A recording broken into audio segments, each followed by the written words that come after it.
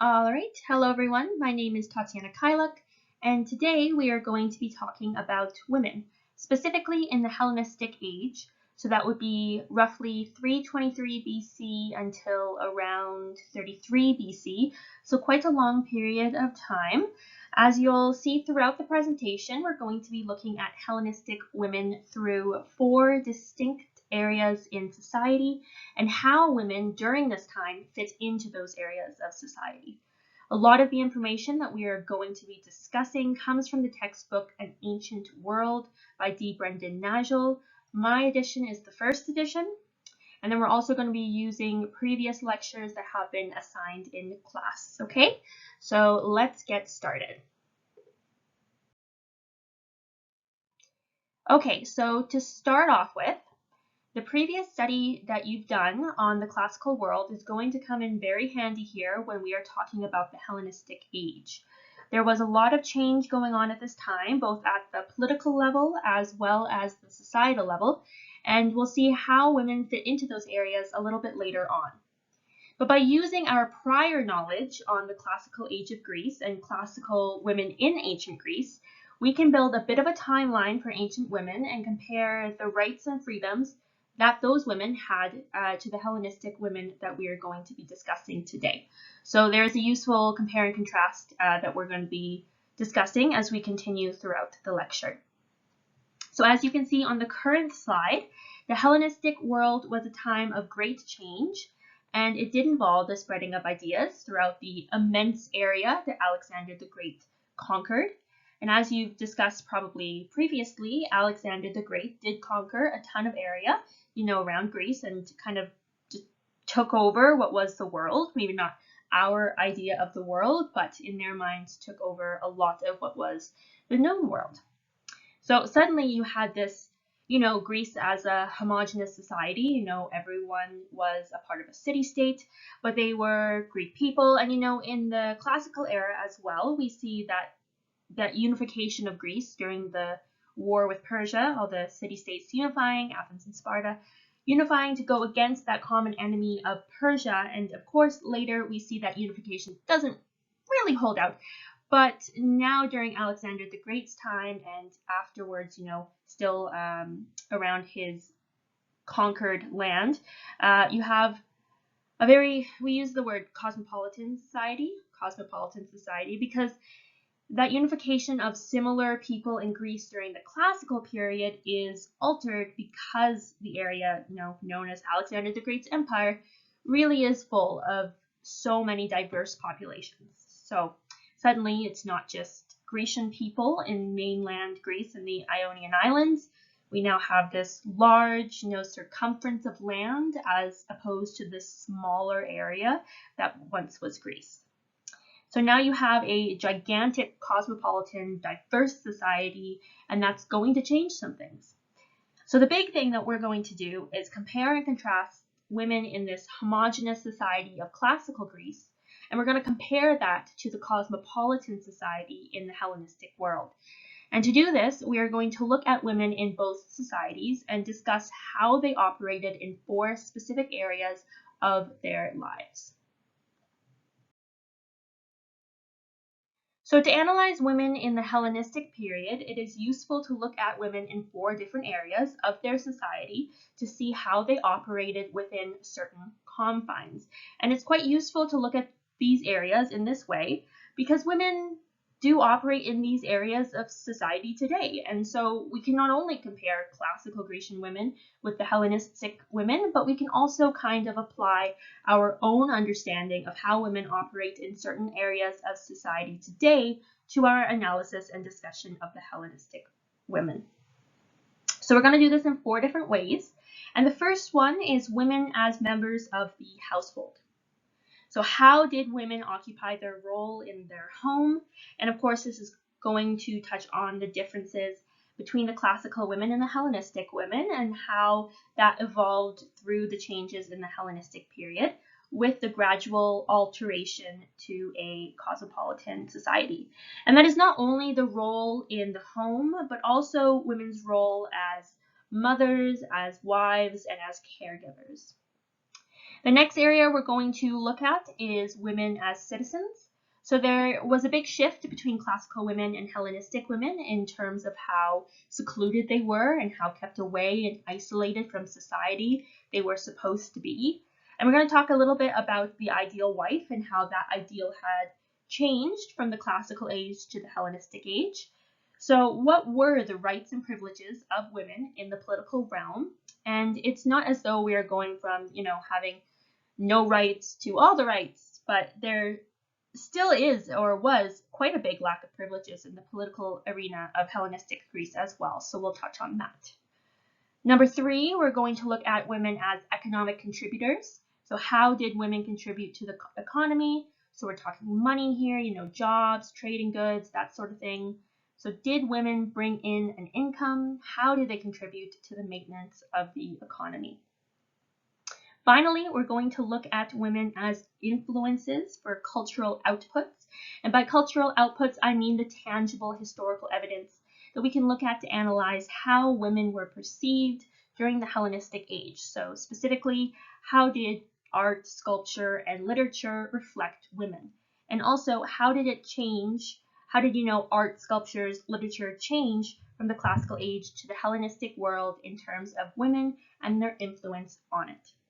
So those are the 4 things we're going to be looking at throughout this presentation to give you hopefully a pretty good grasp of how Hellenistic women operated within their society in contrast to the classical women that came before them. So number 1, women as members of the household. So here's a great quote from your textbook that I really want to draw your attention to for this section on women as members of the household. It says, one important consequence of the weakening of the tie between society and the state was the effect it had on gender roles. Like almost every other aspect of life in the Hellenistic world, the roles of men and women and the intimate structures of the family itself were affected by the new circumstances under which all Greeks now found themselves. And that's from 148 of your textbook.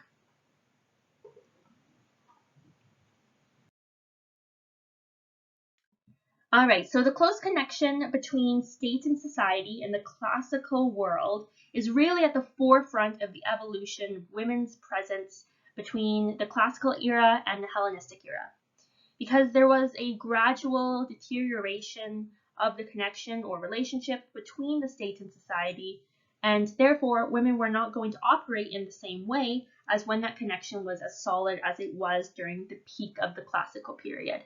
And we see that in the roles of women in one era versus another. Grecian women in the classical period were essential for the maintenance of the household. So in many ways, such as the act of marriage and dowries and bringing children into the world, classical women were extremely important to the oikos, which essentially means household. And the oikos was the foundation for that state and society relationship that we talked about earlier. So the women were really one of the primary players in that relationship, but they, of course, weren't recognized for that as much as men because of their gender.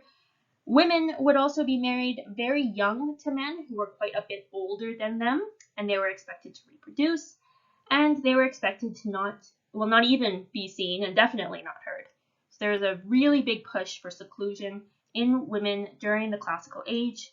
At one point in Poetics, the Greek philosopher Aristotle, in his explanation of the ideal Grecian wife, said, "How is it possible to keep the wives of the poor from going out of doors?" Because to Aristotle, women were supposed to be kept indoors. They were not meant for the labors of work or potentially tough jobs. He refers to the poor specifically here because the women who were poor were having to do these tougher jobs and, work outside, and he thought it wasn't right for them to do so. And you can see this visibly too. I mean, women who were poor usually were much more tanned because they were outside a lot more. It's what was required for them to survive, essentially.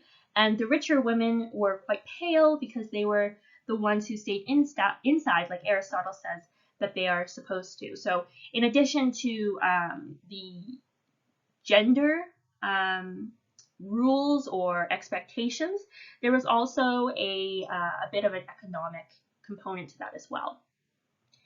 The answer to Aristotle's question about how we keep women indoors was surveillance. Women were to be watched constantly to be sure that they did not stray from that Grecian wife ideal, right? To not be seen, to not be heard, just operate in the background.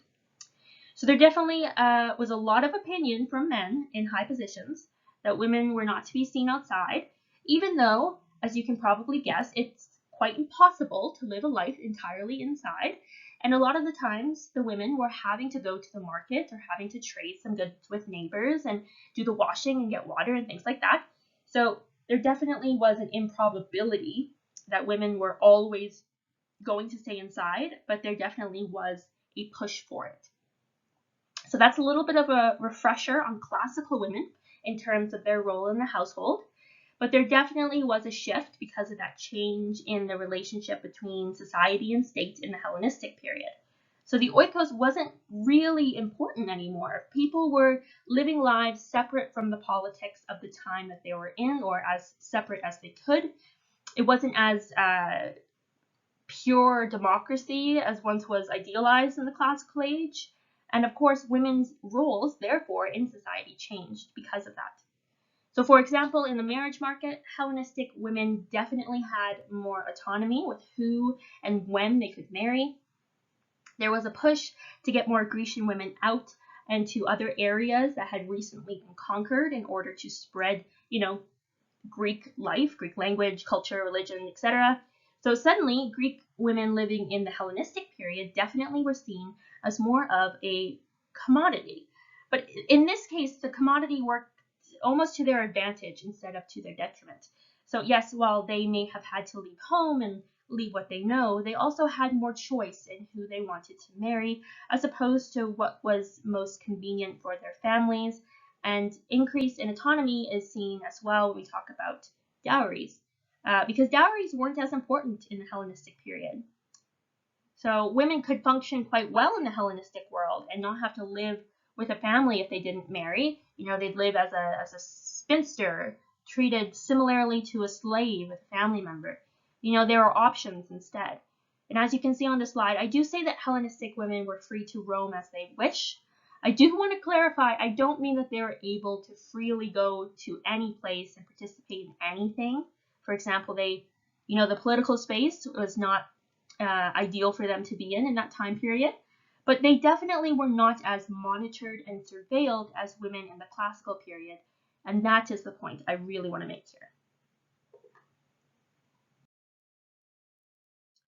Okay, so the second area that we're going to focus on to compare and contrast women in classical Greece to Hellenistic Greece is to look at women as citizens.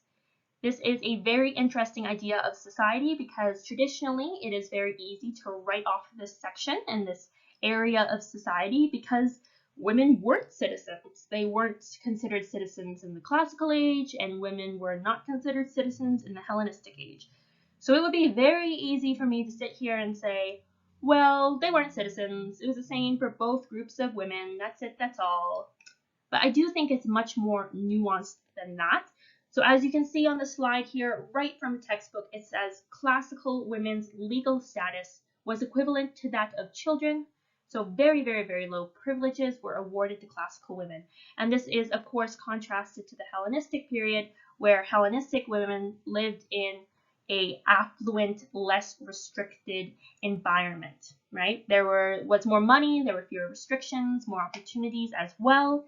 And so in terms of citizenship and how they operated in a political realm where they were not citizens is a very important topic to discuss in terms of women during these periods of time.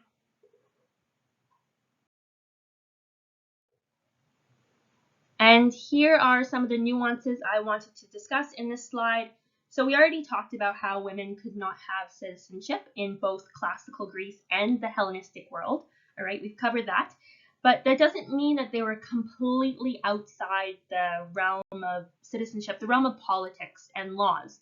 You cannot live in a place and be entirely 100% separate from whoever is ruling you or the type of government that is creating the space you live in or the rules for which to operate in. So women still had influence in classical Greece on state matters, but it was much more subtle. And your textbook brings this up as well, saying, it is hard to believe that women, especially the older women, grandmothers, mothers, elder sisters, cousins, and aunts, did not have some say, significant at times, about what happened, if only indirectly, in the public realm. And that's on page 126. I agree with the statement, and I think we can look at many points in history where, you have women who have a very limited amount of legal rights and citizenship rights, but they still have that sphere of influence over the men who are making these decisions. So whether or not that is a wife giving advice to a husband, a sister giving advice to a brother, men going to the maternal figures in their lives, and that influence is not to be discredited. I think it might seem insignificant, but it could have been a real game changer in the realm of government and politics during this time. As well, in the classical period, women belonged to their community only through their relationships with men. So whether that be the relationship with their father or their husband, they were only known through the male figure in their life. And women's duty was to the state, right? It was to uphold the oikos, and that was seen as their job. Knowing that, it is quite interesting to look at the Hellenistic women and compare the two. So I've already discussed women had greater autonomy of choosing who and when they wanted to marry. They could also buy and sell land.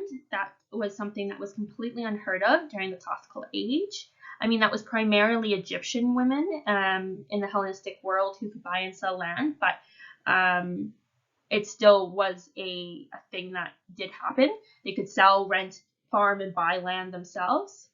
And that was quote unquote normal women. Royal women, so they were even higher on the hierarchy, had actual rules and roles for political and military life. Macedonian queens were not only active in the political and military spheres, they also originated and sponsored religious festivals, patronized literature and the arts, and contributed to the needs of the community from their own private resources. So suddenly the idea of the secluded woman being the ideal wife is turned on its head in the Hellenistic period, especially when you have women very high up on the hierarchy displaying this example for all women. And why is this happening? Why did the Hellenistic women have so much more privileges, or seemingly more privileges, than the classical women who came before them? Well, the Hellenistic women's lives were different because of the environment that they were in. As your textbook mentions, there was more money in circulation and less social repression. So they operated in an environment that was a lot wealthier with a lot more opportunity.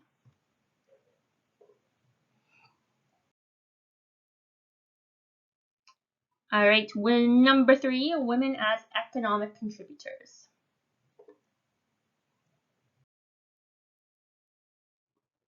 So how did classical women contribute to the economy?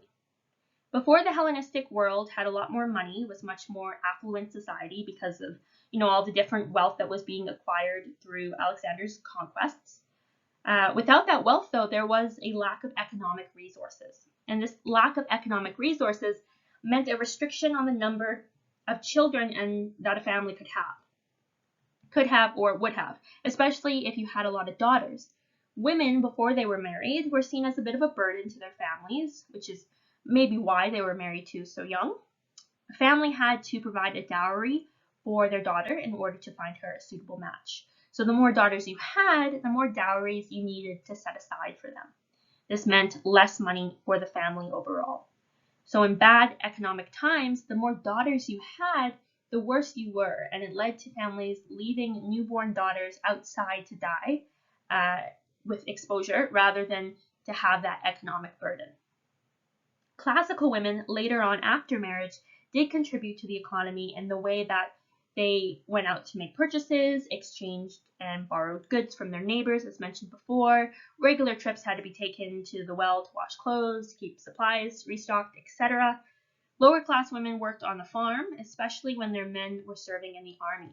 So classical women definitely contributed to the economy in both negative and positive ways. So comparing that to the Hellenistic women also contributed to the economy of their time period. As mentioned before, women, particularly Hellenistic women in Egypt, were able to buy, rent, and sell land. But what I want to make clear, especially in this area of our presentation, is that it wasn't as though women in the classical period were insanely oppressed and women in the Hellenistic world were extremely free and autonomous and had all the rights and freedoms. There were some downfalls to being a woman in the Hellenistic period. For example, there was a sense of security in classical Greece for women to have a support system to fall back on. If a husband was killed or your money was tight, then the dependable fail-safes that classical Grecian women had were not available to the woman in the Hellenistic age. What's more, a certain type of woman would do better in Hellenistic society than another. If you like, traditional supports, and if you did best with those supports, then maybe you weren't going to do as well in the Hellenistic age. If you were ambitious, though, if you were independent, if you were driven, then you would do very well in the Hellenistic world. So it's not so much that women in general had a better life in the Hellenistic age, but rather there was a big shift away from the traditional mindsets, and that might have been a detriment to some types of women.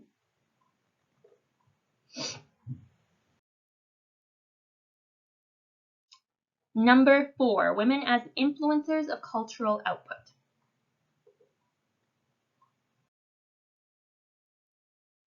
So the first area of cultural outputs that we're going to explore is literature. So literature is a very good lens to look at how women were perceived during the two different eras. For example, as you see on the slide here, classical literature was notoriously misogynistic. It was written by men for men. We only see this with, as mentioned before, we can see this with Aristotle and his idea and ideal for Grecian women. We see that the idea of women being secluded to the household is not something that would be upheld very largely in our Western society today, but it was the mindset of the classical period. At one point, Aristotle in Poetics said that the relationship of male to female is by nature a relation of superior to inferior and ruler to ruled. So there definitely is a hierarchy that was meant to be upheld in the classical world. With that repression and seclusion, there was also repression of sexuality as well for women, both in and out of literature, which is interesting if you think about it, because at the end of the archaic period, right, just before the classical period, you had poets like Sappho who did not leave sexuality out of her work. So it's very interesting to see the evolution from the archaic period to the classical period and now to the Hellenistic period, to see how the perception of women has changed as showcased by literature.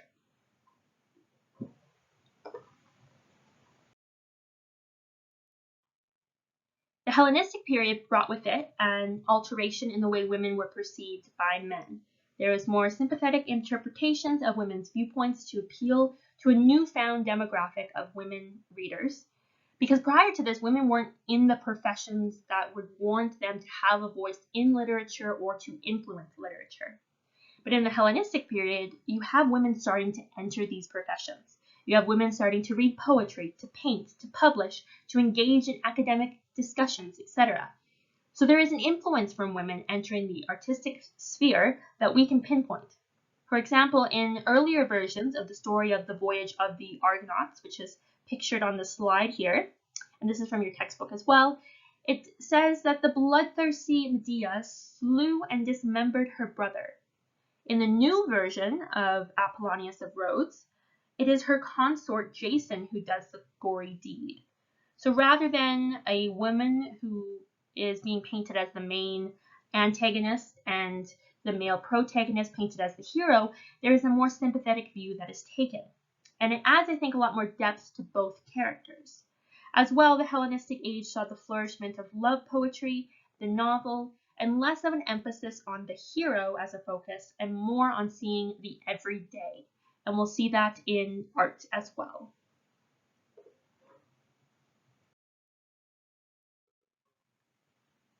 In the shifting from literature to sculpture and art, we see a pattern start to develop. So in literature, we had classical literature being very misogynistic, very male-focused, and there was a habit of favoring the perfect and the heroic. If we define classicism as idealism, then Hellenism can be defined as realism. And as you can see on the slide where I give you an example, on the left, there was a shift to focusing on the female nude figure as opposed to just the male nude figure. So there is this women's perspective finally influencing what is being understood, analyzed, and explored through the medium of sculpture and art. This focus on the female nude as opposed to just the male bears a striking contrast to the sexual repression of the classical age, right? Before, we talked about how women's sexuality was something to be hidden, and now in the Hellenistic age, you're seeing the exploration of women's bodies in the art form. As well, women aren't always these perfect specimens either, so there is a touch of realism as well. Rather than sculpting just the idea of the perfect body, they have a female body that maybe isn't perfect, or perhaps has stronger emotions like embarrassment or terror being conveyed. An example I give here on the slide is the sculpture of Venus bathing, being caught in a nude, covering her genitals and breasts, and that conveys strong emotions rather than plain perfection. On the right, we have another example of demotic art. So demotic art translates to of the ordinary. So again, rather than this perfect, idyllic, idealistic subject, we instead have an old woman at the marketplace. On 163 of your textbook, it gives a great description of demotic art, saying, every physical and psychological human aspect was investigated, and individuals of all walks and stages of life, not just the youthful gods and godlike aristocracy, were considered fit subjects. So you can see that the influence women have on art during the Hellenistic period can be illustrated by the diversity that is shown in who is being depicted in the art itself.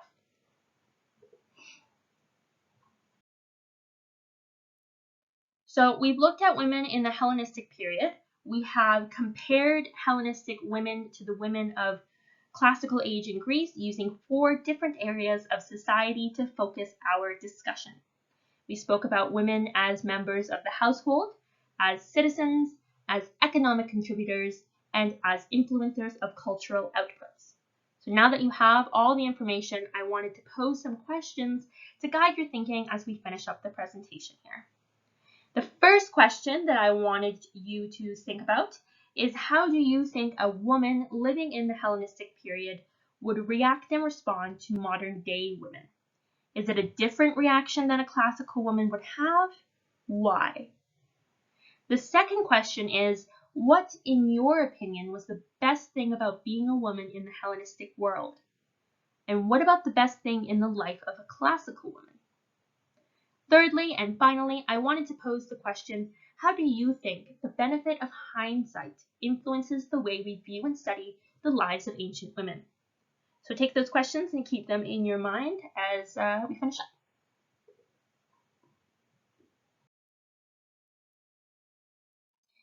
So here are the resources I used for this presentation. I hope you have enjoyed learning about Hellenistic women and how they differ from women in classical Greece. If you have any questions at all, feel free to email me, and have a great rest of your day. Thank you.